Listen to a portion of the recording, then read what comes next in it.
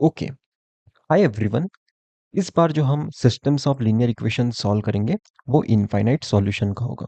देखिए, मैं सबसे पहले आपको बताता हूँ कुछ टेक्निकल टर्म्स हैं जो बहुत सारे टीचर्स पहले ही बता देते थे, जैसे पिवट क्या होता है, आर ई एफ फॉर्म क्या होता है मैट्रिक्स का, रो रेड्यूस एक्लॉन फॉर्म क्या होता है मैट्रिक्स का।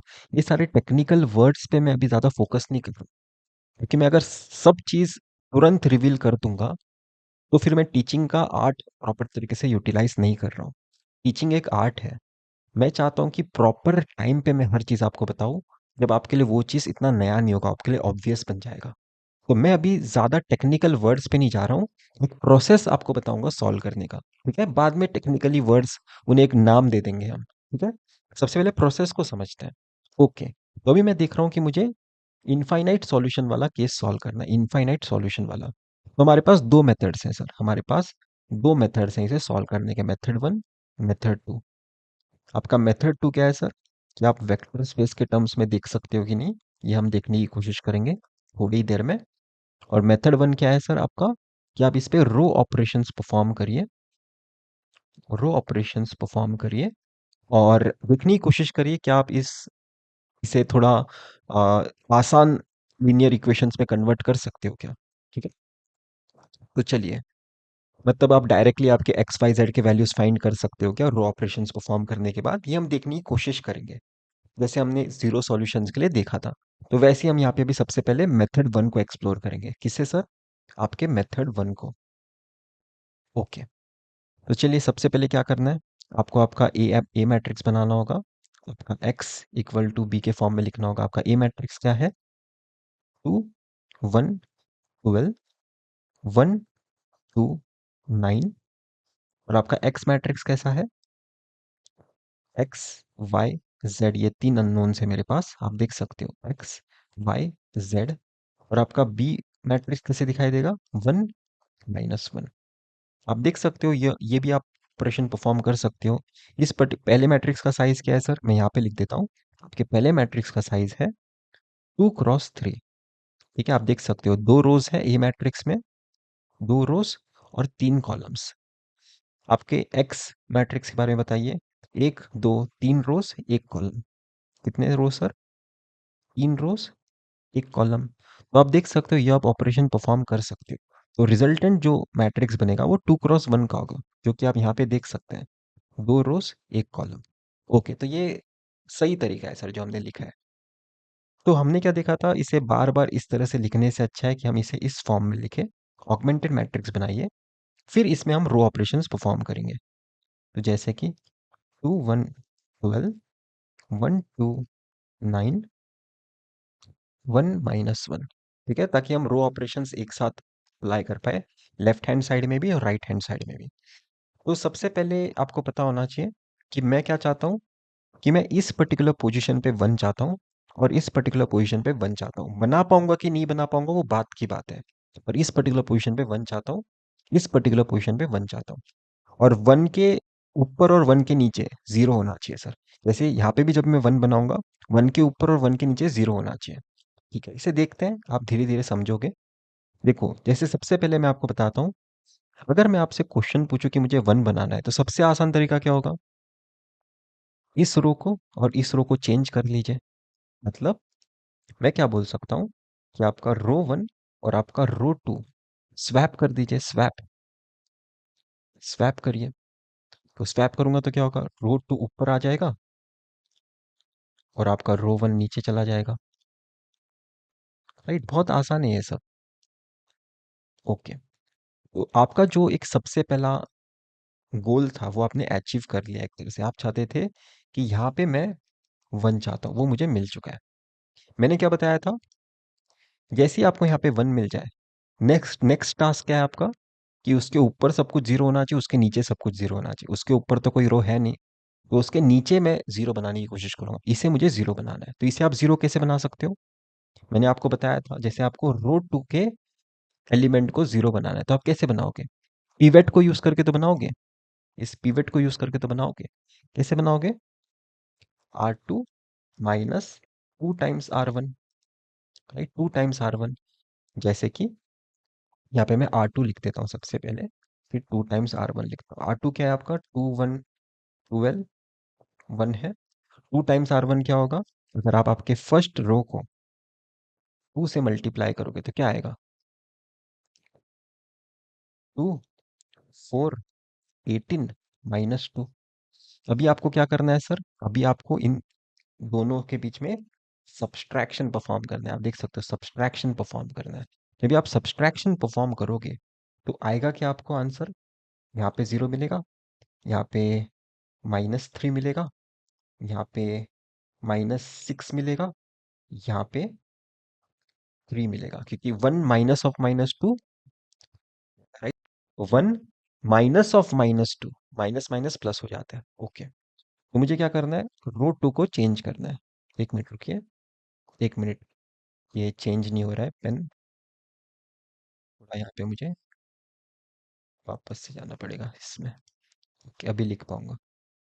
ओके, तो देखिए सबसे पहले मैं आपको बताता हूँ कि आपको रो 2 को चेंज करना है। तो रो 1 में एज इट इज लिख लेता हूँ, रो 1 में एज इट इज लिख लेता हूँ, 1 2 9 -1। और रो 2 की जगह क्या लिखोगे? रो 2 की जगह क्या लिखोगे? ये लिखोगे। ये आपने कहाँ पे अचीव किया? यहाँ पे अचीव किया, तो वो एज इट इज नीचे लिख दीजिए। 0 -3 -6 3।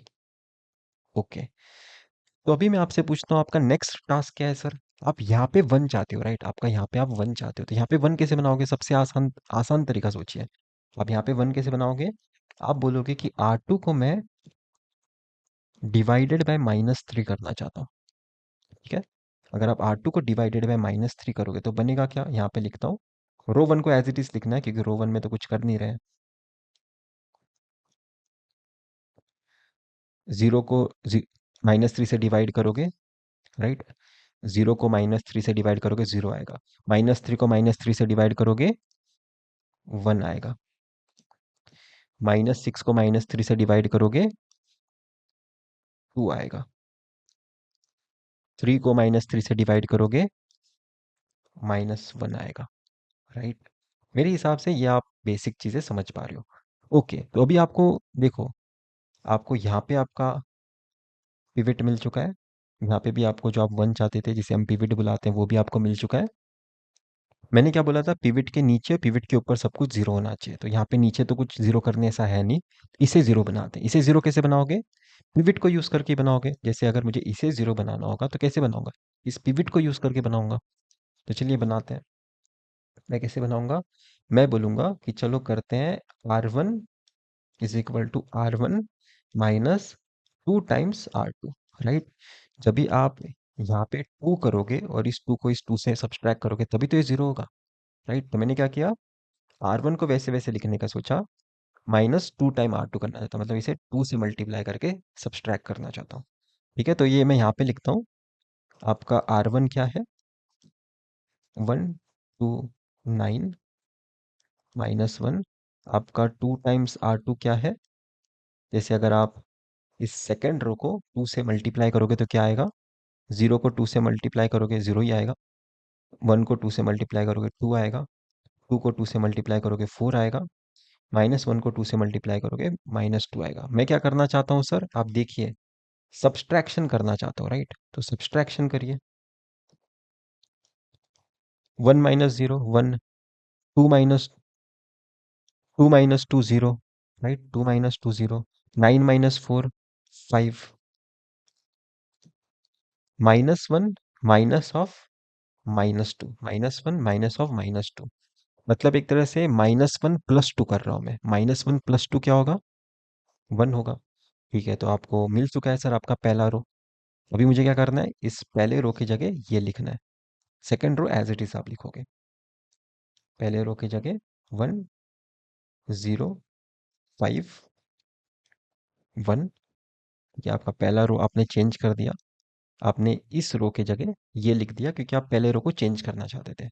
अब मैं क्या करूंगा? इस रो को एज इट इज यहाँ पे लिखूंगा, 0 1 2 -1। ओके, तो अब देखिए, आप चाहते थे कि आपको इस एलिमेंट, इस यहाँ पे पहले कॉलम में एक पिवट मिले और आपके सेकंड कॉलम में आपको पिवट मिले, वो आपको मिल चुका है। अभी थर्ड कॉलम में एक और पिवट बनाने के लिए यहाँ पे एक रो चाहिए था, राइट? क्योंकि एक रो में एक ही पिवट हो सकता है, एक रो में एक ही पिवट हो सकता है। अगर आपको थर्ड कॉलम में एक और पिवट चाहिए तो यहाँ पे और एक रो होना चाहिए था, तब शायद से हम कोशिश कर पाते। तो यहाँ पे सिर्फ दो ही पिवट्स हैं सर, इस पर्टिकुलर मैट्रिक्स में सिर्फ दो ही पिवट्स हैं। ओके, तो अभी आप देख सकते हो यहाँ पे आपको मतलब वो इनकंसिस्टेंसी वाला केस नहीं आ रहा है। यहाँ पे इनकंसिस्टेंसी में क्या होता था, यहाँ पे जीरो बन जाता था, जब ये सब कुछ जीरो बन जाता था, और यहाँ पे कोई तो नॉन जीरो चीज होता था, तो इनकंसिस्टेंसी आ जाती थी। तो ये जीरो सॉल्यूशन वाला केस तो है नहीं। ठीक है, अभी हम क्या कर सकते हैं, अभी इसे हम एक्स वाई जेड के टर्म्स में लिख सकते हैं। जैसे इस पर्टिकुलर टर्म को, जैसे मैं आपको लिख के बता ही देता हूँ। मैं एक ना मैं क्या करता हूँ पता है, इस पार्ट को ना कॉपी करता हूँ और एक ब्लैंक पेज क्रिएट करता हूँ, वहाँ पे सॉल्व करता हूँ, क्योंकि मैंने यहाँ पे मैं ये सारी चीज़ों को डिलीट नहीं करना चाहता। ओके, चलिए करते हैं। ओके, तो ये था आपका गिवन सिस्टम्स ऑफ, मतलब दो लीनियर एक्सप्रेशंस आपको दिए गए थे, और आपको ऑगमेंटेड मैट्रिक्स आपने इस फॉर्म में लेके आ गए हो। तो इसे अगर आपको फर्दर सिंप्लीफाई करना है तो आप इसे कैसे कर सकते हो, सबसे पहले आप क्या करोगे, आप इसे ए एक्स इक्वल टू बी के फॉर्म में लिखने की कोशिश करोगे। नॉर्मली तो आप आगे जब एक्सपर्ट बन जाओगे तो आप इसी फॉर्म में इक्वेशन लिखना सीख जाओगे, पर अभी मैं आपको लिख के बता रहा हूँ, ठीक है, ताकि आप थोड़ा यूज टू हो जाओ। 1 0 5 0 1 2, ठीक है। और आपके एक्स में कितने अननोन्स आप रखोगे सर, आप देख सकते हो, एक्स एक अननोन है, वाई एक अननोन है, जेड एक अननोन है, तो एक्स वाई जेड, ठीक है। और आपका बी आपने क्या निकाला है सर, आप देख सकते हो बी को आपने चेंज किया है, 1 - 1, 1 - 1।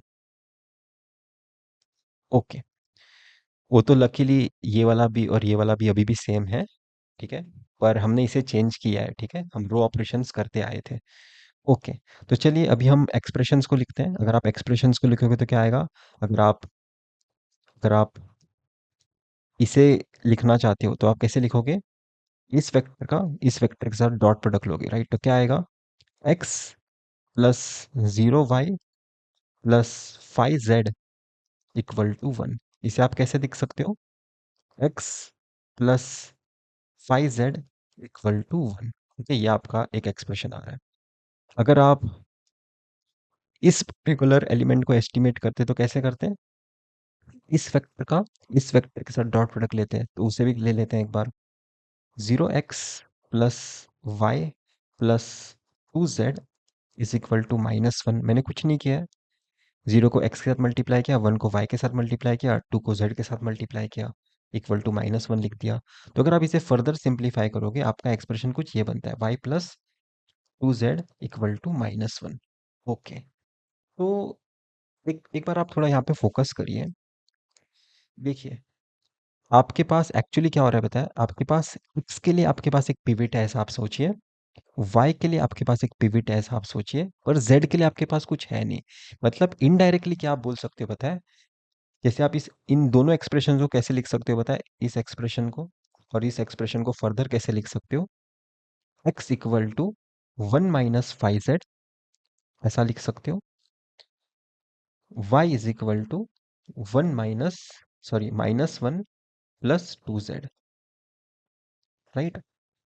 जब भी आप, रुको रुको, मैंने यहाँ पे कुछ तो गड़बड़ कर दिया, -1 - 2z,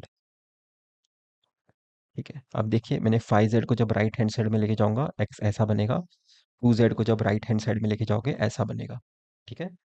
तो अगर आपको मैं पूछूं कि अच्छा बताइए, आपका एक्स वाई जेड वेक्टर आपको कैसे दिखाई देगा, तो आप ऐसा कुछ बता सकते हो क्या इसे,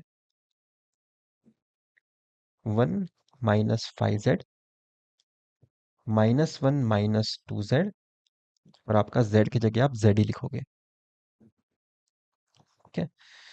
तो एक्चुअली यहाँ पे क्या हो रहा है बताया, कि आपको बताया गया है कि आप z का कोई भी वैल्यू ले सकते हो, आप z का कोई भी रियल वैल्यू ले सकते हो। आपको बताया गया है कि आप z का कोई भी रियल वैल्यू लीजिए, z का कोई भी रियल वैल्यू लीजिए, उसके हिसाब से ऑटोमेटिकली आपका x और y एक पर्टिकुलर वैल्यू ले लेगा, ठीक है। मतलब आपको z के कोई भी रियल वैल्यू अलाउड है, और रियल वैल्यूज कितने होते हैं आपके पास, रियल वैल्यूज कितने होते हैं आपके पास? इनफाइनाइट रियल वैल्यूज है आपके पास। इसलिए आपके पास एक्स वाई जेड का ऐसे आप कितने वेक्टर्स बना सकते हो? आप यहाँ पे जेड का कोई भी वैल्यू रखोगे, ऑटोमेटिकली एक्स और वाई आ जाएगा आपके पास। तो आप इनफाइनाइट सॉल्यूशंस बना पाओगे।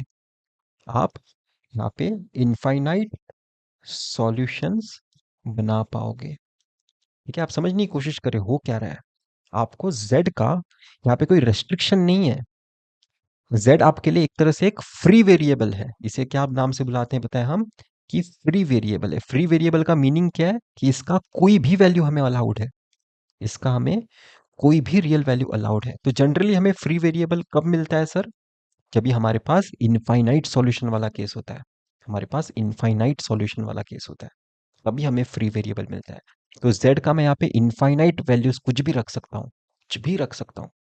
जैसे कि, जैसे फॉर एग्जांपल मैं आपको दो कोई तो एक वैल्यूज रख के बताता हूँ। जैसे फॉर एग्जांपल अगर आप z इक्वल टू जीरो रखते, z इक्वल टू जीरो रखते तो आपका एक्स वाई जेड का वेक्टर क्या बनता? एक्स वाई जेड का वेक्टर क्या बनता? One, minus one, zero. तो चलिए देखते हैं कि ये पर्टिकुलर एक्स वाई जेड के वैल्यूज आपके ये दो एक्सप्रेशन को सेटिस्फाई कर सकते हैं कि नहीं। आपको x की जगह वन रखना है, y की जगह माइनस वन रखना है, z की जगह जीरो। चलिए रखते हैं।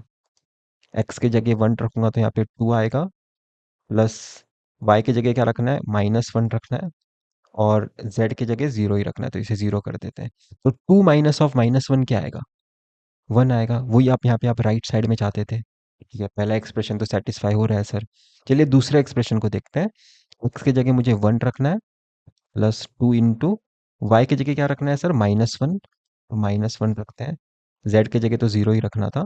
ओके, तो अभी आप यहाँ पे देखिए, मैंने क्या किया, एक्स वाई की जगह वन और माइनस वन रखा, वन और माइनस वन। जेड की जगह जीरो रखा। तो आप देख सकते हो one minus of minus two क्या आएगा? One minus of two, minus one आएगा, राइट? तो आपका ये एक्सप्रेशन भी सेटिस्फाई हो रहा है। ठीक है, ठीक है, मैंने आपको एक सेटिस्फैक्शन बता दिया कि हाँ जेड के ये वैल्यू के लिए भी आपका सिस्टम सही तरीके से काम कर रहा है। ओके, जैसे फॉर एग्जांपल अभी आप चेंज करिए। अगर फॉर एग्जांपल z का वैल्यू अगर मैं वन ले लेता यहाँ पे, z का वैल्यू अगर मैं वन ले लेता यहाँ पे, तो क्या बन जाता? वन माइनस ऑफ फाइव बन जाता। तो क्या आता? फोर आता। मतलब one minus of five minus four बन जाता, राइट? और अगर आप z का वैल्यू यहाँ पे वन रखोगे तो माइनस वन माइनस टू क्या बनेगा? माइनस थ्री बनेगा, माइनस थ्री बनेगा। z की जगह तो वन ही लिखना है, राइट? क्योंकि आप z की जगह तो z ही लिखने वाले, तो z की जगह वन। अभी आप ये पर्टिकुलर वैल्यूज यहाँ पे रखिए और देखिए सेटिस्फाई हो रहा है क्या। जैसे कि x की जगह क्या रखना है सर मुझे? माइनस फोर रखना है, तो माइनस फोर इंटू टू क्या आएगा? माइनस एट आएगा, प्लस y की जगह क्या रखना है सर? माइनस थ्री रखना है, माइनस थ्री y की जगह भी रख दिया, प्लस ट्वेल्व z की जगह मैं क्या लिखूंगा? ट्वेल्व लिखूंगा, क्योंकि z का वैल्यू तो वन है, राइट? आप देख सकते हो z का वैल्यू वन है, y का वैल्यू माइनस थ्री है, x का वैल्यू माइनस फोर है। वही मैंने यहाँ पे इस एक्सप्रेशन में पुट किया। अभी यहाँ पे थोड़ा सा देखिए, twelve minus eleven, twelve minus eleven क्या होगा? ट्वेल्व माइनस इलेवन वन ही होगा, राइट? तो ये एक्सप्रेशन सेटिस्फाई हो रहा है इसके हिसाब से। अब इसके हिसाब से आपका सेकंड एक्सप्रेशन सेटिस्फाई हो रहा है कि देखते हैं। एक्स की जगह क्या लिखना है? माइनस फोर लिखना है। वाई की जगह क्या लिखना है? माइनस थ्री लिखना है। जेड की जगह तो वन ही लिखना है। अभी आप देखिए, टू थ्री जा माइनस सिक्स, मतलब टू इंटू माइनस से क्या? माइनस सिक्स आएगा। Minus six minus four minus ten. तो माइनस टेन प्लस नाइन क्या होगा? माइनस टेन प्लस नाइन क्या होगा? Minus ten plus nine minus one होता है। तो ये भी एक्सप्रेशन सेटिस्फाई हो रहा है। इनफैक्ट मैं आपको बोल सकता हूँ कि आप जेड का यहाँ पे कोई भी वैल्यू रखिए। मैं आपको बोल सकता हूँ कि आप जेड का यहाँ पे कोई भी रियल वैल्यू रखिए। कहाँ पे सर? इस z का यहाँ पे कोई भी रियल वैल्यू रखिए, तो ऑटोमेटिकली आपका y और x एडजस्ट होने वाला है, और इस तरह से आपके इनफाइनाइट सॉल्यूशंस इन दो एक्सप्रेशंस को सेटिस्फाई कर सकते हैं। इसलिए इस पर्टिकुलर केस में आपके पास इनफाइनाइट सॉल्यूशंस थे। इस पर्टिकुलर केस में आपके पास इनफाइनाइट सॉल्यूशंस थे। ओके, अभी मैं क्या करता हूँ बताएं? इस पर्टिकुलर क्वेश्चन को ना वेक्टर स्पेस के टर्म्स में आंसर करता हूँ। इस पर्टिकुलर क्वेश्चन को मेथड टू से आंसर करता हूँ, जो है आपका वेक्टर स्पेस वाला क्वेश्चन, वेक्टर स्पेस वाला एक अप्रोच। ठीक है, तो मुझे क्या करना होगा? कॉलम पिक्चर बनाना होगा, टू वन एक वेक्टर है जिसे मैं x से मल्टीप्लाई करूंगा, y को मैं मल्टीप्लाई करने वाला हूँ 1 2 से, और z को मैं मल्टीप्लाई करने वाला हूँ 12 9 से, मतलब वेक्टर से। और यहाँ पे आपका एक दूसरा वेक्टर है 1 -1। ओके, यहाँ पे आप देखिए मैंने क्या किया, इसे एक वेक्टर में डाल दिया, इसे एक वेक्टर में डाल दिया, इन दोनों वैल्यूज को एक वेक्टर में डाला, इन दोनों वैल्यूज को एक वेक्टर में डाला। ये आपको कॉलम पिक्चर है। ओके, तो यहाँ पे अभी आपको मैं पूछता हूँ, यहाँ पे आपके पास कितने, ये सारे वेक्टर्स लीनियरली इंडिपेंडेंट है क्या? ये वेक्टर, ये तीनों वेक्टर्स लीनियरली इंडिपेंडेंट है क्या? तो आपको पता चल जाना चाहिए कि अगर आपके वेक्टर में दो कंपोनेंट्स हैं, अगर आपके वेक्टर में दो कंपोनेंट्स हैं, एक यहाँ पे कंपोनेंट, यहाँ पे कंपोनेंट है, तो देखो ये वेक्टर और ये वेक्टर लीनियरली इंडिपेंडेंट है। ये दो वेक्टर बताओ तो ये दोनों वेक्टर लीनियरली इंडिपेंडेंट है। ये दो वेक्टर बताओ तो ये दो वेक्टर्स भी लीनियरली इंडिपेंडेंट है सर। ठीक है, जैसे मैं, हाँ ये दो वेक्टर्स भी लीनियरली इंडिपेंडेंट है। ठीक है, और ये दो वेक्टर्स भी लीनियरली इंडिपेंडेंट है, पर ये तीनों एक साथ लीनियरली इंडिपेंडेंट नहीं हो सकते। ये तीनों एक साथ लीनियरली इंडिपेंडेंट नहीं हो सकते, क्योंकि अगर आप देखो कि ये सारे वेक्टर्स आप कौन से स्पेस में बनाने वाले हो, इसे कॉमन सेंस से देखिए। ये सारे वेक्टर्स आप कौन से स्पेस में बना रहे हो? आर टू स्पेस में बनाने वाले हो, राइट? आर टू स्पेस में। क्यों आर टू स्पेस में बनाने वाले हो? क्योंकि आपके पास दो कंपोनेंट्स है, दो कंपोनेंट्स है, तो अब आर टू स्पेस में बनाने वाले हो। तो आर टू स्पेस में आपके पास कितने लीनियरली इंडिपेंडेंट वेक्टर्स हो सकते हैं? मतलब लीनियरली इंडिपेंडेंट वेक्टर्स का सेट हो सकता है, बेसिस। आपके पास बेसिस में कितने वेक्टर्स हो सकते हैं? आपके बेसिस में सिर्फ दो लीनियरली इंडिपेंडेंट वेक्टर हो सकते हैं सर, क्योंकि आपको यहाँ पे आर टू स्पेस में x का कोई भी रियल वैल्यू अलाउड है, y का कोई भी रियल वैल्यू अलाउड है। तो यहाँ पे आपको सिर्फ दो लीनियरली इंडिपेंडेंट वेक्टर्स की जरूरत होती है। ठीक है, तो तीन वेक्टर्स कभी भी एक साथ लीनियरली इंडिपेंडेंट नहीं हो सकते। तीन वेक्टर्स कभी भी एक साथ लीनियरली इंडिपेंडेंट नहीं हो सकते। जैसे कि आप इसे देखने की कोशिश कर सकते हैं, मैं बना पाता हूँ क्या, देखता हूँ। दो वेक्टर्स के हेल्प से तीसरा वेक्टर, जैसे फॉर एग्जांपल मैं इन दोनों वेक्टर के हेल्प से आपका तीसरा वेक्टर बनाने की कोशिश करता हूँ। ओके, तो मुझे क्या करना होगा कि अगर मैं 5 से मल्टीप्लाई करता हूँ तो यहाँ पे 10 मिल जाएगा, यहाँ पे 5 मिल जाएगा। ठीक है, अगर मैं यहाँ पे 2 से मल्टीप्लाई करता हूँ तो यहाँ पे 2 मिल जाएगा, यहाँ पे 4 मिल जाएगा। आप देख सकते हो, आप बना सकते हो, राइट? यहाँ पे आपका 12 और 9 वाला कंपोनेंट बना सकते हो। तो मैंने क्या किया, आप देखिए, मेरे आपके ये वेक्टर से और ये वेक्टर की हेल्प से आपका तीसरा वेक्टर बना लिया। तो ऑटोमेटिकली आपको, वैसे आप इन दोनों वेक्टर के हेल्प से ये वेक्टर ही बनाने की कोशिश कर सकते थे। मैं ये बताना चाहता हूँ कि यहाँ पे तीनों वेक्टर्स एक साथ लीनियरली इंडिपेंडेंट है नहीं सर। इसमें से आप कोई भी दो वेक्टर चूज कर लीजिए। तो मैं क्या कर रहा हूँ, पहले दो वेक्टर्स को चूज कर रहा हूँ, 2 1, 1 2। ठीक है, तो आपके आपने आपने दो लीनियरली इंडिपेंडेंट वेक्टर्स चूज कर लिए जो आपके मर्जी के थे। ये तीनों वेक्टर्स एक साथ लीनियरली इंडिपेंडेंट है नहीं, उसमें से आपने दो चूज कर लिए। तो मैं अभी आपको पूछता हूँ कि अगर आपके पास दो लीनियरली इंडिपेंडेंट वेक्टर्स हैं, और अगर आपको आर टू स्पेस में, अगर जैसे क्या बनाना है सर, आपको 1 - 1 वाला वेक्टर बनाना है, राइट? आपका ये 1 - 1 वाला वेक्टर आपके आर टू स्पेस में ही आप तो बनाओगे, राइट? क्योंकि इसमें दो कंपोनेंट है। ये 1 - 1 वाला वेक्टर आपके आर टू स्पेस में ही है, और आपका कंप्लीट आर टू स्पेस आप इन दोनों वेक्टर्स की हेल्प से बना सकते हो, स्पैन कर सकते हो कि ये दो लीनियरली इंडिपेंडेंट वेक्टर्स हैं। जब भी आपके पास दो लीनियरली इंडिपेंडेंट वेक्टर्स है, मतलब मैं ऐसा बोल रहा हूँ कि आपके पास बेसिस है सर इस आर टू स्पेस के लिए। जब आपके पास बेसिस है इस आर टू स्पेस के लिए ही, और आपका ये बी वेक्टर भी आपके आर टू स्पेस में ही लाई करता है, तो डेफिनेटली सॉल्यूशन एग्जिस्ट करता है। यहाँ पे डेफिनेटली सॉल्यूशन एग्जिस्ट करता है सर, यहाँ पे डेफिनेटली सॉल्यूशन एग्जिस्ट करता है। और यहाँ पे आपको एक चीज समझना है कि आपके पास, मैंने बताया था, अगर आपके ए मैट्रिक्स में लीनियरली इंडिपेंडेंट वेक्टर्स है, जिसके हेल्प से आप जो वेक्टर स्पेस बनाने वाले थे, उसी में आपका सॉल्यूशन एग्जिस्ट करता है बी। पर आपके पास आपके ए मैट्रिक्स में कुछ डिपेंडेंट वेक्टर भी बच रहा है, तो उस केस में क्या होता है, इनफाइनाइट सॉल्यूशन होता है। मैंने बताया था, उस केस में आपके पास इनफाइनाइट सॉल्यूशन होता है। राइट। ये हमने एज अ फैक्ट डिस्कस किया था, एज अ फैक्ट डिस्कस किया था। जैसे आपके ए मैट्रिक्स में, आप ए मैट्रिक्स में क्या बता सकते हो? 2 1 1 2 12 9, राइट। ये आपका ए मैट्रिक्स है, राइट, जो आपने इस यहाँ से बनाया। और ये आपका बी है। तो आप देखिए आपके ए मैट्रिक्स में ये दो लीनियरली इंडिपेंडेंट वेक्टर्स है। ये दो लीनियरली इंडिपेंडेंट वेक्टर्स है, जिसके हेल्प से जो आप वेक्टर स्पेस बनाने वाले हो ना, जिसके हेल्प से आप जो वेक्टर स्पेस बनाने वाले हो, ये बी आपका उसी वेक्टर स्पेस का पार्ट है। बी आपका उसी वेक्टर स्पेस का पार्ट है। ये बी आपका उसी वेक्टर स्पेस का पार्ट है जो आप इन दोनों वेक्टर्स की हेल्प से बनाने वाले थे, राइट। क्योंकि ये बेसिस फॉर्म कर सकते हैं, ये दो लीनियरली इंडिपेंडेंट वेक्टर तो ये बेसिस फॉर्म कर सकते हैं। तो बेसिस कौन सा स्पेस स्पैन करने वाला है सर? R2 स्पेस स्पैन करने वाला है। और आपका यह बी वेक्टर भी R2 स्पेस का ही पार्ट है। और यहाँ पे एक डिपेंडेंट वेक्टर भी तो बच रहा है। तो इस केस में इनफाइनाइट सॉल्यूशंस होते हैं। ये मैंने आपको लिख के दिया था एज अ फैक्ट। तो हम डायरेक्टली ये ओरली भी सॉल्व कर सकते थे, अगर हम वेक्टर स्पेस के हेल्प से इसे सॉल्व करते हैं, और बहुत ही आसानी से सॉल्व कर पाते, एग्जाम में तुरंत सॉल्व कर पाते हैं। वेक्टर स्पेस वाला अप्रोच बहुत बार हेल्पफुल भी होता है हमारे लिए।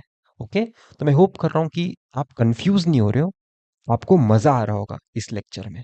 ओके, अभी हम नेक्स्ट क्वेश्चन पे जाते हैं। ओके, लास्ट में मैं आपको इस लेक्चर में कुछ एडिशनल चीजें बताना चाहता हूँ। जैसे कि आपने जब यहाँ पे 1 बनाया था, उसके बाद आपने क्या किया था? इसे 0 बनाने की कोशिश की थी। और इसे 0 कैसे बनाया था?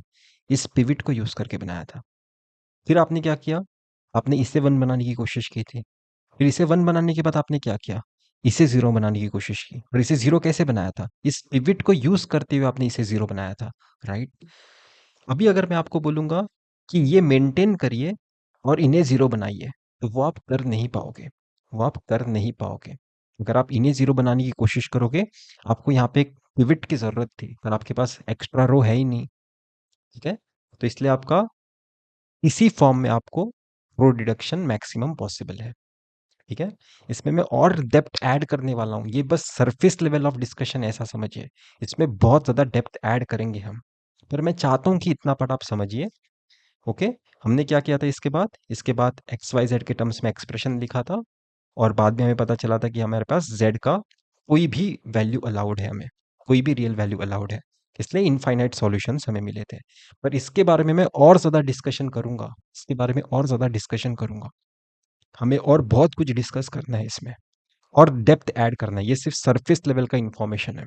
Okay, thank you.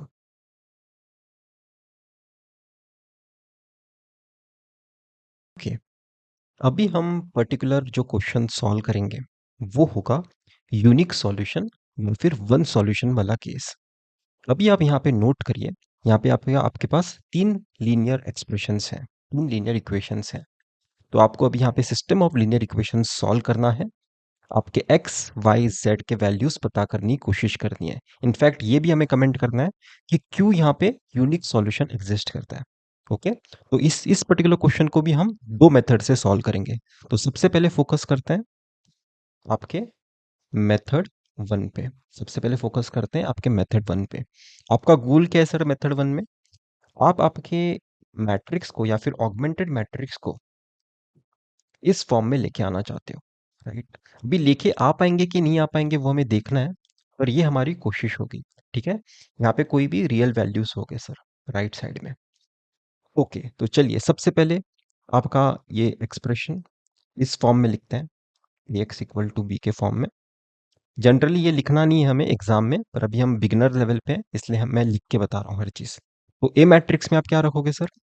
आपके ए मैट्रिक्स में आप क्या रखोगे? कोफिशिएंट्स रखोगे। 1 2 3, 2 -3 2 3 1 -1। आप देखिए मैंने क्या किया, इस लीनियर इक्वेशंस को यूज करके आपका ए मैट्रिक्स बना दिया। अभी आपको क्या करना पड़ेगा? आपके एक्स के मैट्रिक्स में आपको क्या रखना पड़ेगा? जितने आपके पास अननोन्स है, क्या क्या अननोन है? एक्स एक अननोन है, वाई एक अननोन है, जेड एक अननोन है, राइट। आप देख सकते हैं एक्स वाई जेड। अभी ये सारे कांस्टेंट मैं बी मैट्रिक्स में रख सकता हूँ, या फिर बी के वेक्टर में रख सकते हो, ऐसा आप बोल सकते हैं। तो चलिए रख देते हैं 6 14 - 2। ओके, इसे हम अभी ऑगमेंटेड मैट्रिक्स के फॉर्म में लिखते हैं। उससे पहले क्या हम साइज देख ले क्या एक बार? ये 3 × 3 का मैट्रिक्स है, ये 3 × 1 का वेक्टर है, तो इसका रिजल्टेंट क्या होना चाहिए था? 3 × 1 का होना चाहिए था, राइट? हमारा मैच हो रहा है सर, हमारा मैट्रिक्स मल्टीप्लिकेशन पॉसिबल है। सबसे पहले यहाँ पे ऑगमेंटेड मैट्रिक्स बना लेते हैं, हमें वो एक्स वेक्टर का कोई काम है नहीं, ठीक है, क्योंकि हमें रो ऑपरेशंस परफॉर्म करने हैं। -3 2 3 1 -1 6 14 -2।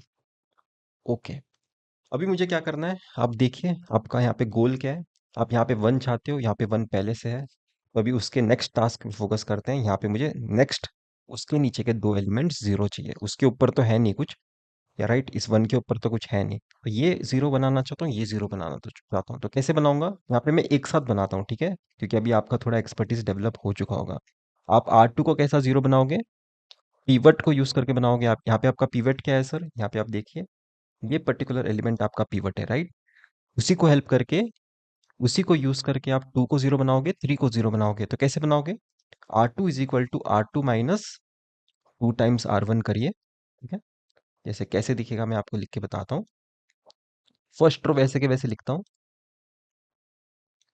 ओके, तो चलिए देखते हैं।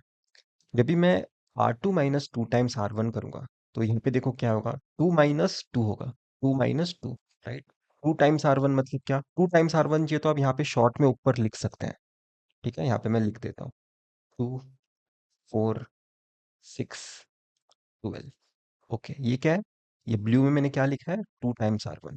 अभी अगर R2 - R2 करोगे, R2 - 2 times R1, sorry 2 times R1 है, यहाँ पे लिख देते हैं अच्छे से। ये क्या है? 2 टाइम्स R1, और ये क्या है आपका? R2। ओके, अभी आप देखिए, R2 - 2 टाइम्स R1 करना है, 2 - 2 क्या होगा? 0 होगा, तो यहाँ पे 0 लिख देता हूँ सेकेंड रो पे, पहले एलिमेंट पे। ओके, अभी आप यहाँ पे देखिए, -3 -4, -3 -4 क्या होगा? -7 होगा, -7।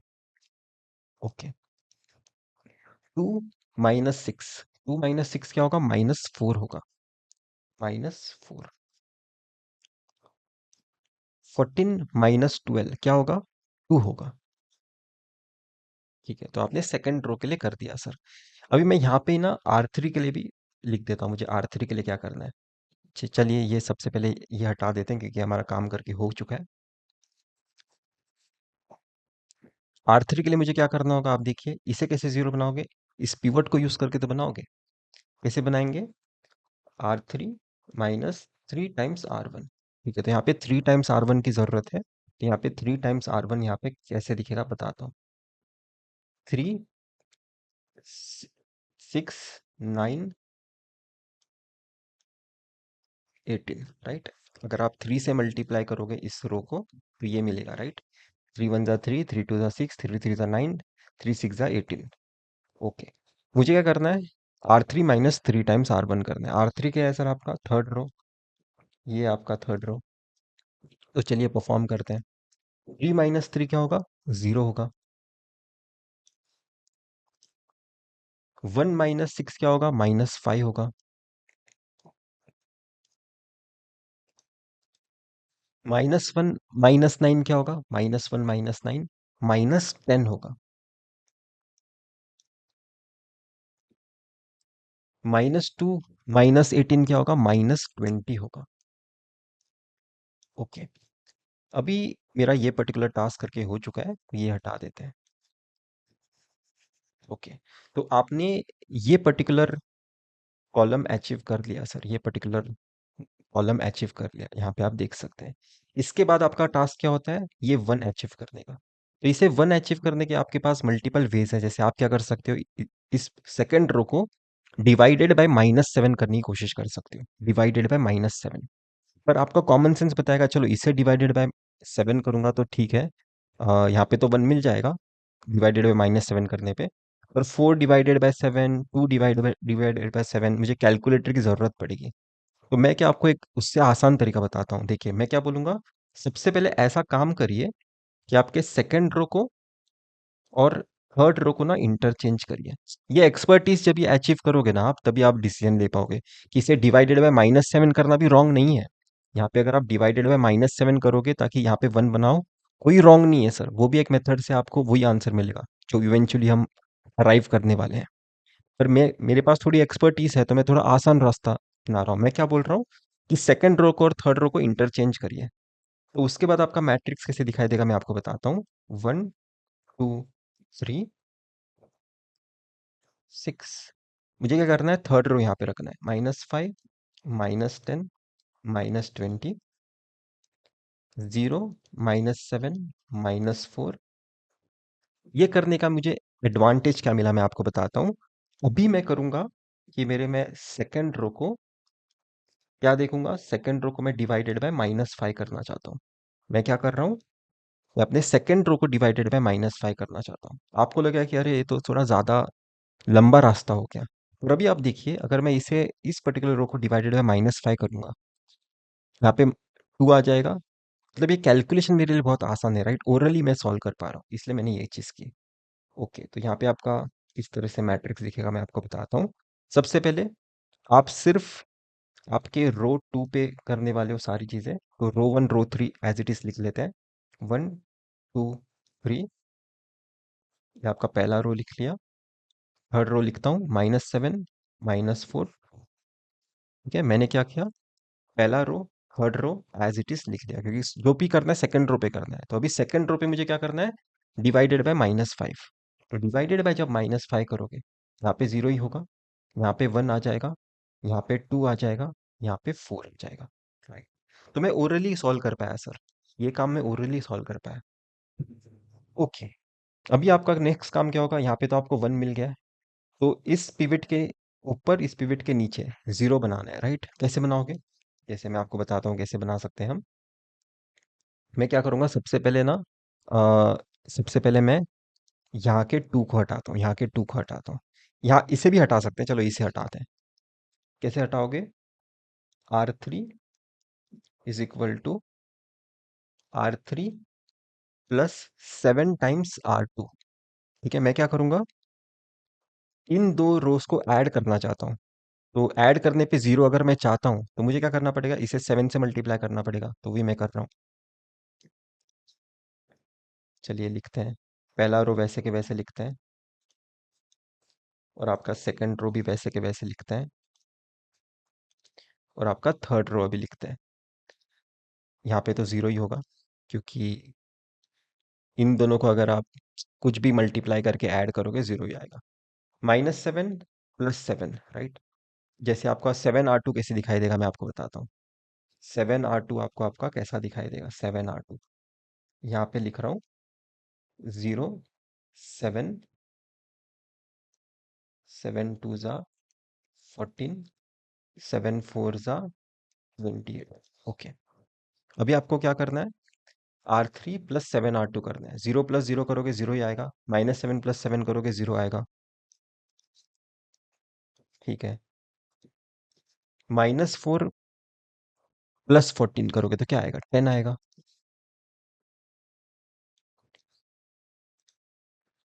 2 प्लस 28 करोगे तो क्या आएगा, 30 आएगा।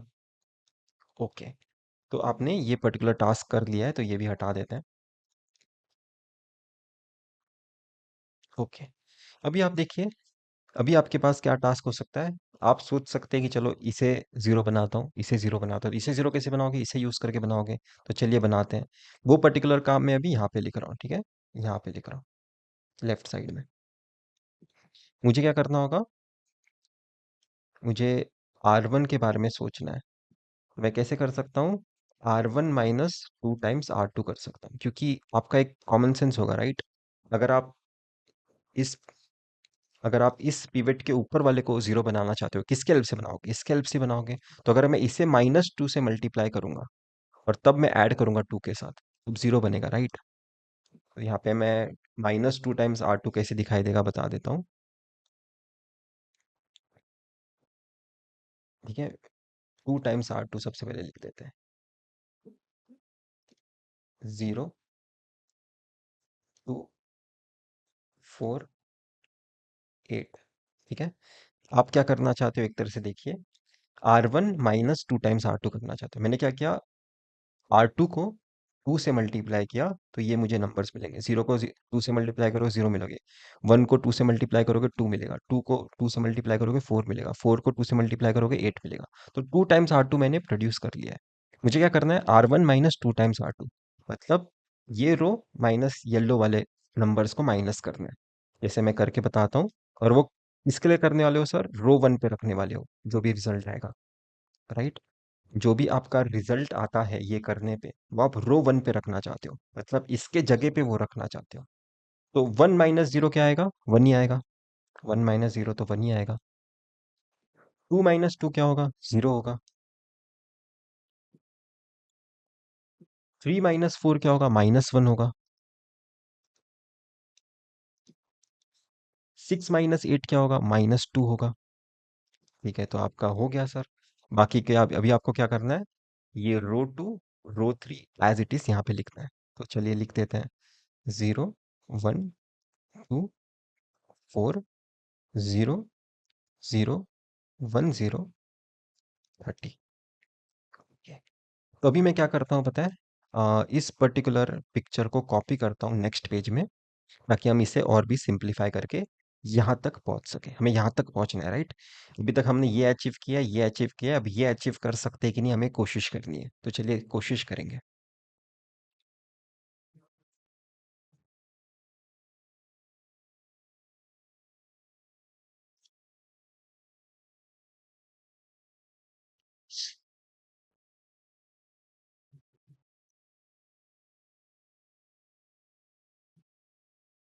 ओके, मैंने कॉपी पेस्ट कर दिया था। अभी मुझे क्या करना होगा, अगर आप देखोगे सबसे पहले मेरा काम क्या होगा, इस पर्टिकुलर नंबर को 1 बनाने का है। तो मैं कैसे बनाऊंगा, मैं बोलूंगा कि चलो R3 को डिवाइडेड बाय 10 करते हैं, डिवाइडेड बाय 10 करते हैं। जब डिवाइडेड बाय 10 करोगे तो कैसे दिखाई देगा, 1 0 - 1 - 2 0 1 2, मतलब रो 1 रो 2 एज इट इज लिख रहा हूँ। अभी रो 3 में करना है क्या है, डिवाइडेड बाय 10 करना है। तो यहाँ पे 0 आ गया, यहाँ पे भी 0 आ गया, यहाँ पे 1 आ गया, यहाँ पे 3 आ गया। ओके। तो आपको एक तरह से इस पर्टिकुलर कॉलम में भी आपका पिवट मिल चुका है। तो अभी आपका काम क्या होगा, इन दोनों पिवट के ऊपर के दो एलिमेंट्स को 0 बनाना है। तो कैसे बनाओगे, जैसे फॉर एग्जांपल इस पर्टिकुलर 2 को कैसे 0 बनाओगे, इस पर्टिकुलर 2 को, अगर मैं बोलता हूँ कि इस पर्टिकुलर 2 को कैसे 0 बनाओगे, तो इस पिवट को यूज करके बनाओगे, राइट। तो चलिए बनाते हैं। मैं बोलूंगा कि R2 को मुझे करना है R2 - 2 टाइम्स R3। जैसे मैं आपको बताता हूँ 2 टाइम्स R3 कैसे दिखाई देगा। आपका 2 टाइम्स R3 कैसे दिखाई देगा, मुझे क्या करना है, रो 3 को 2 से मल्टीप्लाई करके यहाँ पे लिखना है। 0 को 2 से मल्टीप्लाई करूंगा 0 आएगा, 0 को 2 से मल्टीप्लाई करूंगा 0 ही आएगा, 1 को 2 से मल्टीप्लाई करूंगा 2 आएगा, 3 को 2 से मल्टीप्लाई करूंगा 6 आएगा। मुझे क्या करना है, इस सेकंड रो को इन येलो नंबर से सब्सट्रैक्ट करके सेकंड रो की जगह लिखना है। तो सबसे पहले पहला रो और third row as it is लिख लेते हैं।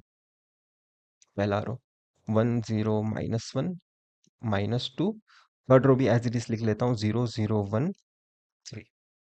मुझे क्या करना है, देखिए, सेकंड रो की जगह, इस रो की जगह ये ऑपरेशन परफॉर्म करके उसका रिजल्ट लिखना है। ये ऑपरेशन कैसे परफॉर्म करने वाले हो, इसको इससे सब्सट्रैक्ट करना है। तो चलिए करते हैं। 0 - 0 क्या होगा, 0 होगा, राइट। 0 - 0 0 ही होगा। 1 - 0 क्या होगा, 1 ही होगा। 2 - 2 क्या होगा, 0 होगा। 4 - 6 क्या होगा, 2 होगा, -2 होगा। 4 - 6 -2 होगा। ओके। ओके। तो आपने यहाँ पे तो 0 बना लिया। इस पर्टिकुलर टर्म को 0 कैसे बनाओगे, इस पर्टिकुलर टर्म को 0 कैसे बनाओगे, इस पिवट को यूज करके तो बनाओगे। तो वो भी बनाते हैं। मैं क्या करने का सोच रहा हूँ अब, R3 = सॉरी, R3 में चेंजेस नहीं करते, राइट, R1 में चेंजेस करने हैं। आप इसे 0 बनाना चाहते हो, राइट। इस -1 को 0 बनाना चाहते हो। कैसे बनाओगे, R1 + R3, क्योंकि अगर आप समझने की कोशिश करिए, -1 +1 करोगे 0 बन जाएगा। तो चलिए करते हैं। रो 2 रो 3 एज इट इज लिख लेते हैं। सबसे पहले 0 0 1 3। अभी R1 + R3, इस रो के साथ ऐड करिए और रिजल्ट यहाँ पे लिखिए। 1 + 0 क्या होगा? 1 ही होगा, तो 1 यहाँ पे लिख देता हूँ। 0 + 0 क्या होगा? 0 ही होगा। -1 + 1 क्या होगा? 0 ही होगा। -2 + 3 क्या होगा? 1 होगा। ठीक है। तो अगर आप देखोगे अभी आपका जो गोल था उस फॉर्मेट में आपको आंसर मिल गया। आपका गोल क्या था सर? इस फॉर्मेट में आप आपका augmented matrix row operation perform करके लेके आना चाहते थे, तो वो आपने अचीव कर लिया है सर। आप देख सकते हो यहाँ पे आपको अचीव हो चुका है। तो अभी अगर आप मेरा इससे पहले वाला लेक्चर देखिए, तो आप यहाँ पे आसानी से बोल सकते हैं कि मुझे x का वैल्यू मिल चुका है 1, मुझे y का वैल्यू मिल चुका है -2, और मुझे z का वैल्यू मिल चुका है 3। राइट। और आप देख सकते हो आपके पास सिर्फ एक ही सॉल्यूशन है यहाँ पे। आपके पास सिर्फ एक ही सॉल्यूशन है यहाँ पे। तो ऐसे टाइप का जब भी आपका रो रेड्यूस एक्लॉन फॉर्म दिखाई देता है, इसे रो रेड्यूस एक्लॉन फॉर्म बुलाते हैं इस फॉर्म को। इसके ऊपर भी मैं अलग से वीडियो बनाने वाला हूँ, इसे रो रेड्यूस एक्लॉन फॉर्म क्यों बुलाते हैं। पर आप समझिए, आपने रो ऑपरेशंस परफॉर्म करते आए थे और आपका रेड्यूस्ड ऑगमेंटेड मैट्रिक्स इस तरह से दिखाई दे रहा है, जिसमें से मैं देख के बता सकता हूँ कि एक्स का वैल्यू 1 आ चुका है, वाई का वैल्यू -2 आ चुका है, जेड का वैल्यू 3 आ चुका है। अगर आप इसे अप्रिशिएट नहीं कर पा रहे हो, तो मुझे वापस से आपको वो जनरल फॉर्म में इसे लिखना पड़ेगा मैट्रिक्स को, A X equal to B form में। यहाँ पे आपका कैसे दिखाई दे रहा है ये? 1 0 0 0 1 0 0 0 1 XYZ 1 - 2 3। ओके। अगर आपको मैं बोलूंगा कि ये पर्टिकुलर नंबर आपको कैसे मिला होगा, आप बोलेंगे कि इस पर्टिकुलर वेक्टर का डॉट प्रोडक्ट लीजिए, क्या आएगा? x +0y +0z is equal to 1। इसलिए आपका x का वैल्यू बन चुका है 1। वैसे ही आप y का भी वैल्यू निकाल सकते हैं, z का भी वैल्यू निकाल सकते हैं। समझ रहे हो? तो आपका y का वैल्यू आ जाएगा -2, और आपका z का वैल्यू मिल जाएगा 3। तो आप देख सकते हो इस पर्टिकुलर केस में मेरे पास यूनिक सॉल्यूशन है, सिर्फ यही एक सॉल्यूशन पॉसिबल है। ठीक है। तो ये पर्टिकुलर क्वेश्चन जो था वो यूनिक सॉल्यूशन या फिर वन सॉल्यूशन वाला एग्जाम्पल था। ओके। अभी हम सेम क्वेश्चन को मेथड 2 से सॉल्व करेंगे। उसके बाद हम सारी चीजें समराइज कर देंगे। ठीक है। तो सबसे पहले मेथड 2 क्या है सर? हमारा वेक्टर स्पेस वाला कॉन्सेप्ट है, वेक्टर स्पेस वाला कॉन्सेप्ट। उसके बाद मैं के दोनों मेथड्स को लिंक भी करने की कोशिश करूंगा आपके नेक्स्ट लेक्चर में, कि मेथड 1 मेथड 2 सेम सॉल्यूशन क्यों देता है, क्योंकि दोनों सेम ही बातें कर रहे हैं। ठीक है। मैं हर चीज को लिंक भी करने वाला हूँ इस लेक्चर के बाद। पर सबसे पहले इस पर्टिकुलर क्वेश्चन को मेथड 2 से सॉल्व करते हैं। तो अगर आप यहाँ पे मेथड 2 से सॉल्व करना चाहते हो, तो सबसे पहले हमें क्या करना पड़ेगा? कॉलम पिक्चर बनाना पड़ेगा। कॉलम पिक्चर में हम कैसे बना सकते हैं? 1 2 3 +y इंटू वेक्टर क्या होगा? 2 - 3 1 +z इंटू वेक्टर क्या होगा? 3 2 - 1। ठीक है। और आपका रिजल्टेंट वेक्टर भी यहाँ पे होगा 6 14 - 2। आप देख सकते हैं मैंने क्या किया? यहाँ पे के एंट्रीज लेके आपका पहला वेक्टर बनाया, यहाँ पे के एंट्रीज लेके आपका दूसरा वेक्टर बनाया, यहाँ पे के एंट्रीज लेके आपका तीसरा वेक्टर बनाया, यहाँ पे के एंट्रीज लेके आपका रिजल्टेंट वेक्टर बनाया। तो मेरे हिसाब से इसमें आपको कंफ्यूजन नहीं होना चाहिए, क्योंकि हमने मल्टीपल टाइम किया है। अभी आपका सबसे पहला क्वेश्चन हो सकता है, क्या ये तीनों वेक्टर्स लीनियरली इंडिपेंडेंट है क्या? क्या ये आपके तीनों वेक्टर्स लीनियरली इंडिपेंडेंट है क्या? तो ये तीनों वेक्टर्स लीनियरली इंडिपेंडेंट है कि नहीं, इसे प्रूव करने के भी मल्टीपल तरीके हैं। आपको आसान से आसान तरीका भी मैं आपको आने वाले लेक्चर्स में देने वाला हूँ, जब भी हम डिटर्मिनेंट ये सारे कॉन्सेप्ट सीखेंगे। पर अभी तक हमारे पास क्या अंडरस्टैंडिंग है, हम कैसे चेक कर सकते हैं? मैं C1 से मल्टीप्लाई कर सकता हूँ अपने पहले वेक्टर को,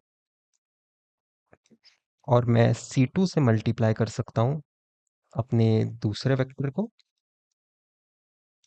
और मैं C3 से मल्टीप्लाई कर सकता हूँ अपने तीसरे वेक्टर को, and equate to zero vector करूंगा।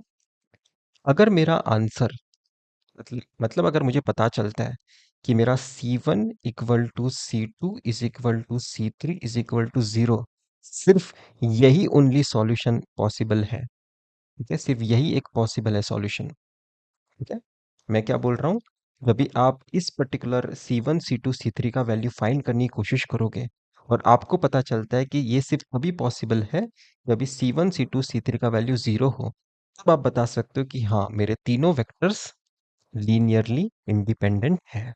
तो आप इससे मैं आपको होमवर्क देता हूँ, एक बहुत ही अच्छा एक्सरसाइज हो सकता है। हालांकि ये तीन वेक्टर्स इंडिपेंडेंट है कि नहीं चेक करने के इससे भी आसान तरीका है मेरे पास, वो मैं आने वाले लेक्चर में आपको बताऊंगा। पर ये एक्सरसाइज आप कर सकते हैं कि आपको C1 C2 C3 का सिर्फ जीरो वैल्यू ही ये पर्टिकुलर सेटिस्फाई करेगा। ठीक है, तो आप दिखा पाओगे कि हाँ, ये तीनों वेक्टर्स लीनियरली इंडिपेंडेंट है। अगर आपको मैं थोड़ा सा प्रूफ दूं जनरल, तो मैंने क्या किया था, डेसमॉस टूल में प्लॉट किया तीनों वेक्टर्स। आपके ये तीनों वेक्टर्स मैंने प्लॉट किए। आप देख सकते हो आपके तीनों वेक्टर्स अलग अलग डायरेक्शन में, सेम डायरेक्शन में है नहीं, तो हाँ, ये तीनों वेक्टर्स लीनियरली इंडिपेंडेंट है सर। ओके, तो अभी मैं आपसे पूछता हूँ, जब भी आपके ये तीनों वेक्टर्स लीनियरली इंडिपेंडेंट है, तो ये तीनों वेक्टर्स आपके बेसिस में आप रख सकते हो। ये तीनों वेक्टर आपके आप बेसिस में रख सकते हो, राइट। 1 2 3, ये तीनों वेक्टर्स 2 - 3 1,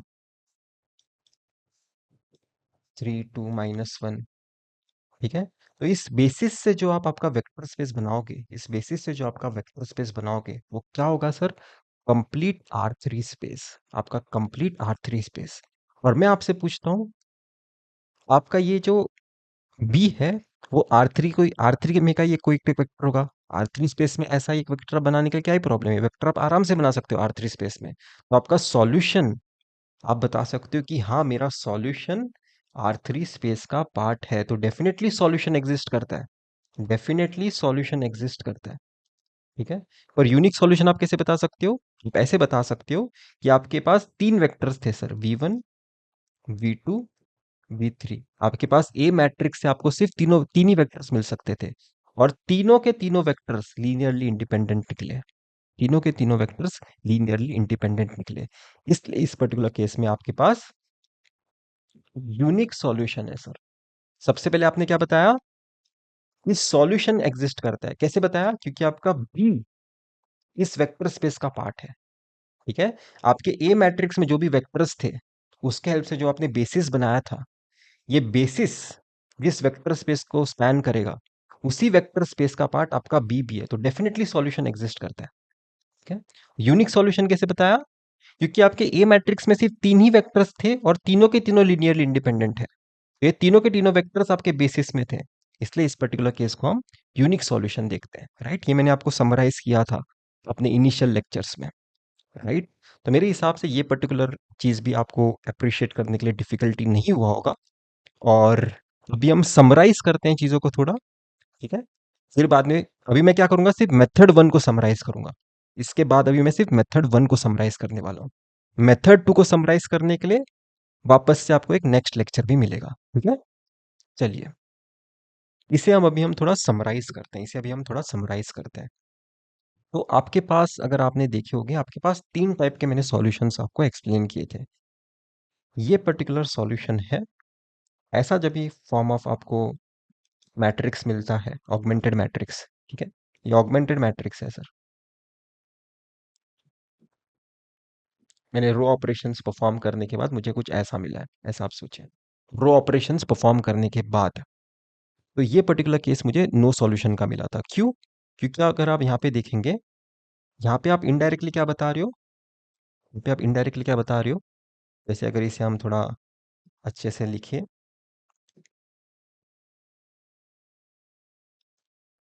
1 0 0 1 0 0, इस पर्टिकुलर मैट्रिक्स का साइज क्या है। अच्छा, A X equal to B form में मैं लिख रहा हूँ। ठीक है, A X equal to B. ठीक है, यहाँ पे नो सॉल्यूशन, इसे बाद में कमेंट करते हैं। और आपका एक्स का एक यहाँ पे एक वेक्टर होगा, और यहाँ पे आपके पास बी का एक वेक्टर होगा। बी का वेक्टर आप देख सकते हो, उन्होंने बताया है 0 0 1। तो यहाँ पे आप देखिए आपके ए मैट्रिक्स का साइज क्या है सर, 3 × 2। और आपका बी वेक्टर का साइज क्या है सर, 3 × 1। तो अभी मैं आपसे एक क्वेश्चन पूछता हूँ कि इस वेक्टर का साइज क्या होगा ताकि आपको यहाँ पे 3 × 1 मिले। तो आप बहुत ही आसानी से बता सकते हो कि मुझे यहाँ पे 2 × 1 रखना पड़ेगा ताकि ये 2 यहाँ पे कॉमन आ जाए और बचा हुआ नंबर्स आपके बी वेक्टर का साइज बन जाए। राइट, यहाँ पे 2 × 1 है, मतलब यहाँ पे कितने कितने अननोन है सर, सिर्फ दो ही अननोन्स हैं। यहाँ पे मैं लिख देता हूँ दो अननोन्स, एक्स एक अननोन है, वाई एक अननोन है। ओके, तो ये मैंने आपको बता दिया। ये आप इनडायरेक्टली भी बता सकते थे, डायरेक्टली मतलब देख के ही बता सकते थे। कैसे बता सकते थे, अगर आपको देख के बताना था कि यहाँ पे कितने अननोन्स है, तो यहाँ पे देखने का कि कितने कॉलम्स हैं सर, दो कॉलम्स हैं, तो मतलब यहाँ पे दो अननोन्स है, एक्स और वाई। ओके, ये भी एक देखने का तरीका है। ओके, तो चलिए अभी एक एक एक्सप्रेशंस लिखते हैं। जैसे अगर आपको मैं बोलूँ ये जीरो आपको कैसे मिलेगा, तो आप बोलेंगे कि इस वेक्टर के साथ डॉट प्रोडक्ट लीजिए, तो क्या मिलेगा आपको, x plus 0 y equal to 0। इसका मीनिंग क्या बन गया, x इक्वल टू 0 बन गया। ओके, मैं धीरे धीरे जा रहा हूँ, बाद में हम इसे एक फैक्ट की तरह भी बना लेंगे। अगर मैं आपसे पूछूंगा कि बताइए ये पर्टिकुलर नंबर आपको कैसे मिलेगा, आप बोलेंगे इस वेक्टर का इस वेक्टर के साथ डॉट प्रोडक्ट लीजिए, तो क्या होगा यहाँ पे 0x plus y is equal to 0, तो y का भी वैल्यू 0 मिल गया। ओके, अभी मैं बोलूंगा कि अच्छा बताइए ये कैसे मिलेगा आपको, तो आप बोलेंगे कि अच्छा इसका और इसका डॉट प्रोडक्ट लीजिए, तो आप क्या बोलोगे 0x plus 0 y is equal to 1। तो इनडायरेक्टली क्या हो गया, 0 इक्वल टू 1 हो गया। तो मतलब ये जो आप ऑपरेशंस परफॉर्म करते आए हो इसके हेल्प से ये भी प्रूव हो रहा है, जबकि ये तो सही नहीं है, तो ये कैसे सही हो सकता है, ठीक है। इसलिए ये पर्टिकुलर केस नो सॉल्यूशन वाला केस है, ये पर्टिकुलर केस नो सॉल्यूशन वाला केस है। तो नो सॉल्यूशन वाले केस में क्या होता है, इसे देख के कैसे पहचान सकते हो, इसे देख के कैसे पहचान सकते हो वो आपको बताता हूँ। ये हटा देते हैं अभी, ये तो हमारा हो गया राइट, एक तरह से समराइज किया है हमने। तो देख के कैसे पहचान सकते हैं, जैसे हमने अपने ऑगमेंटेड मैट्रिक्स पे रो ऑपरेशंस परफॉर्म किए थे, उसके बाद हमें कुछ ऐसा कुछ नज़ारा देखने मिला। इसका मतलब क्या है, थोड़ा देखने की कोशिश करिए। जैसे आप अगर यहाँ पे देखोगे, आपके इस रो के लिए आपका पिवट यहाँ पे है, आपके इस रो के लिए आपका पिवट यहाँ पे है, ठीक है, मतलब आपके ए मैट्रिक्स के अंदर ही आपको मिल रहा है, ठीक है।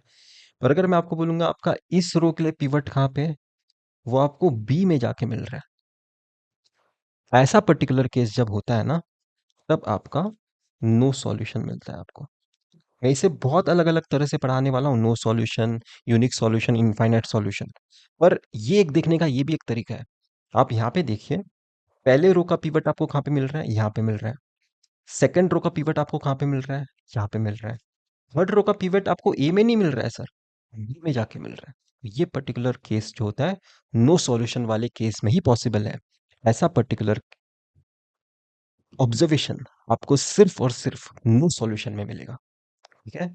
आपको देखना है कि हर रो का पिवट ए में मिल रहा है या फिर बी में जाके मिल रहा है। अगर एक भी रो का पिवट अगर आपको बी में जाके मिला, एक भी रो का पिवट अगर आपको बी में जाके मिला, तो समझ जाना कि वो पर्टिकुलर केस नो सॉल्यूशन है। वो पर्टिकुलर केस नो सॉल्यूशन है, मतलब उसके लिए हम कोई सॉल्यूशन नहीं निकाल सकते, ठीक है। देख के कैसे पहचानते वो बता रहा हूँ। अभी यहाँ पे पर्टिकुलर देखिए, ये पर्टिकुलर केस जो था ना, ये अभी अभी हमने सॉल्व किया है। ये पर्टिकुलर केस यूनिक सॉल्यूशन वाला केस है, यूनिक सॉल्यूशन, ठीक है। तो यूनिक सॉल्यूशन में हमें ऐसा दिखाई देगा क्या, मतलब किसी रो का पिवट बी में जाके मिला है, मतलब यहाँ पे सॉल्यूशन एग्जिस्ट करता है राइट। तो यहाँ पे बी में जाके कोई पिवट मिल रहा है क्या, देखते हैं चलिए। इस रो का पिवट मुझे ए के अंदर ही मिल रहा है, इस रो का पिवट मुझे ए के अंदर ही मिल रहा है, इस रो का पिवट मुझे ए के अंदर ही मिल रहा है। तो तीनों रो का पिवट मुझे कहाँ पे मिला सर? ए में ही मिला, इसलिए यहाँ पे सॉल्यूशन एग्जिस्ट करता है, यहाँ पे सॉल्यूशन एग्जिस्ट करता है। ठीक है, तो सॉल्यूशन एग्जिस्ट करता है सर, ये मैंने बताया, पर यूनिक सॉल्यूशन एग्जिस्ट करता है कब बताओगे? तो आपको देखना होगा क्या आपके पास एवरी कॉलम के लिए पिवट है क्या? ठीक है, आपके पास एवरी कॉलम के लिए पिवट है क्या? For every column you must have one pivot. ठीक है, चलिए देखते हैं है क्या हमारे पास। कौन से पेन से बताऊं? चलिए ग्रीन पेन से बताता हूँ। आप यहाँ पे देखिए, इस पर्टिकुलर कॉलम के लिए आपके पास पिवट है सर। इस पर्टिकुलर कॉलम के लिए आपके पास पिवट है सर। इस पर्टिकुलर कॉलम के लिए भी आपके पास पिवट है। राइट, तो आपके पास तीनों कॉलम्स के लिए आपके पास तीन कॉलम्स थे आपके ए में, और तीनों कॉलम्स के लिए आपके पास एक एक पिवट है। तो ये पर्टिकुलर केस यूनिक सॉल्यूशन है। सबसे पहले मैंने क्या बताया कि सॉल्यूशन एग्जिस्ट करता है कि नहीं। देखिए जैसे यहाँ पे देखिए, यहाँ पे सॉल्यूशन एग्जिस्ट क्यों नहीं करता है? क्योंकि आपने देखा इस रो का पिवट ए में मिल रहा है, इस रो का भी पिवट ए में मिल रहा है, पर इस रो का पिवट ए में, ए के बाहर मिल रहा है, बी में मिल रहा है, इसलिए यहाँ पे सॉल्यूशन एग्जिस्ट नहीं करता। अभी यहाँ पे देखते हैं कि सॉल्यूशन एग्जिस्ट क्यों करता है। इस रो का पिवट ए के साइड ही मिल रहा है, इस रो का भी पिवट ए में ही मिल रहा है, इस रो का भी पिवट ए में ही मिल रहा है। राइट, बी में आपको कोई भी पिवट नहीं मिला किसी भी रो का, इसलिए यहाँ पे सॉल्यूशन एग्जिस्ट करता है। पर यूनिक सॉल्यूशन क्यों एग्जिस्ट करता है? क्योंकि इस कॉलम में भी एक पिवट है, इस कॉलम में भी एक पिवट है, इस कॉलम में भी एक पिवट है। तो मैं होप कर रहा हूं कि मैं आपको सेंस बना पाया। ये पर्टिकुलर केस मल्टीपल सॉल्यूशन का या फिर इनफाइनाइट सॉल्यूशन का है। ठीक है, तो इसमें भी देखते हैं सबसे पहले सॉल्यूशन एग्जिस्ट करने वाला की कंडीशन सेम है क्या। इस पर्टिकुलर रो का पिवट कहाँ पे है सर? ए में ही है। इस पर्टिकुलर रो का पिवट कहाँ है सर? ए में ही है। राइट, तो आपके दोनों रो का पिवट आपके ए में ही है, तो डेफिनेटली सॉल्यूशन एग्जिस्ट करता है मैं बोलूंगा, डेफिनेटली सॉल्यूशन एग्जिस्ट करता है मैं बोलूंगा। पर इनफाइनाइट सॉल्यूशन क्यों है पता है? At least one column has no pivot. At least one column has no pivot. अगर आप देखेंगे आपके इस पर्टिकुलर कॉलम के लिए पिवट है। राइट, आपके इस पर्टिकुलर कॉलम के लिए पिवट नहीं है सर, इस पर्टिकुलर कॉलम के लिए पिवट है। ठीक है, आपके पहले कॉलम के लिए पिवट है, थर्ड कॉलम के लिए पिवट है, आपके फोर्थ कॉलम के लिए भी आपके पास पिवट नहीं है। ठीक है, नहीं है सर पिवट। ओके, मैं होप कर रहा हूं कि मैं आपको समझा पाया हूं कि इनफाइनाइट सॉल्यूशन वाला केस आप कैसे पहचान सकते थे। ठीक है, और पिवट का क्या रूल है पता है? कि एक रो में सिर्फ लीडिंग एंट्री पिवट हो सकता है। ऐसा नहीं हो सकता कि इसे ही पिवट बता रही हूँ, इसे ही पिवट बता रहा हूँ, नहीं, एक रो में एक ही पिवट हो सकता है। आपके एक रो में एक ही पिवट हो सकता है। One row has only one pivot. ये आप रूल की तरह नोट कर लीजिए, one row has only one pivot. चलिए एक बार वापस से रिवाइज कर लेते हैं, सब कुछ इरेज कर देता हूँ, वापस से रिवाइज कर लेते हैं। चलो यहाँ पे सबसे पहले मैं तीनों के लिए आंसर करूंगा कि सॉल्यूशन एग्जिस्ट करता है क्या। क्या सॉल्यूशन एग्जिस्ट करता है? क्या सॉल्यूशन एग्जिस्ट करता है? क्या सॉल्यूशन एग्जिस्ट करता है? तो चलिए देखते हैं, एक बार रिवीजन ही हो जाएगा। इस रो का पिवट आपको कहाँ पे दिखाई दे रहा है सर? यहाँ पे दिखाई दे रहा है। इस रो का पिवट कहाँ पे दिखाई दे रहा है सर? यहाँ पे ही दिखाई दे रहा है, उस लाइन के लेफ्ट साइड में। इस रो का पिवट मुझे कहाँ पे दिखाई दे रहा है? लाइन के राइट साइड में, बी में जाके मिला, इसलिए यहाँ पे सॉल्यूशन एग्जिस्ट नहीं करता। ओके, चलिए इस रो का पिवट मुझे कहाँ पे दिखाई दे रहा है? यहाँ पे दिखाई दे रहा है, ए में ही। इस रो का पिवट मुझे कहाँ पे दिखाई दे रहा है? ए में ही दिखाई दे रहा है। इस रो का भी पिवट मुझे कहाँ पे दिखाई दे रहा है? ए में ही दिखाई दे रहा है, तो इसलिए यहाँ पे सॉल्यूशन एग्जिस्ट करता है। अभी इस मैट्रिक्स के लिए करते हैं। इस रो का पिवट मुझे कहाँ पे दिखाई दे रहा है? यहाँ पे दिखाई दे रहा है। इस रो का पिवट मुझे कहाँ पे दिखाई दे रहा है? यहाँ पे दिखाई दे रहा है। राइट, तो ए के साइड ही दिखाई दिया, तो यहाँ पे भी सॉल्यूशन एग्जिस्ट करता है। तो चलिए देखते हैं कि यूनिक सॉल्यूशन कहाँ पे आएगा। यहाँ पे यूनिक सॉल्यूशन आएगा या फिर यहाँ पे यूनिक सॉल्यूशन आएगा। यूनिक सॉल्यूशन का केस क्या है? कि हर कॉलम में एक पिवट होना चाहिए, हर कॉलम में एक पिवट होना चाहिए। ठीक है, चलिए, कोई दूसरा पेन नहीं मिल रहा है मुझे, ग्रीन यूज करना पड़ेगा। इस कॉलम के बारे में बताइए, क्या इस कॉलम में पिवट है? आप बोलोगे हाँ है। क्या इस कॉलम में पिवट है? तो आप बोलोगे हाँ है। क्या इस कॉलम में पिवट है? तो आप बोलोगे हाँ है। आपको ए साइड में ही चेक करना है, राइट? आपका मैट्रिक्स क्या है सर? ऐसा है, राइट? तो आपको सिर्फ ए साइड में ही चेक करना है। आपके ए में हर कॉलम में पिवट है, तो यहाँ पे यूनिक सॉल्यूशन एग्जिस्ट करेगा। चलिए, अभी इस वाले मैट्रिक्स के लिए देखते हैं। क्या इस कॉलम में पिवट है? तो आप बोलोगे हाँ है। क्या इस कॉलम में पिवट है क्या?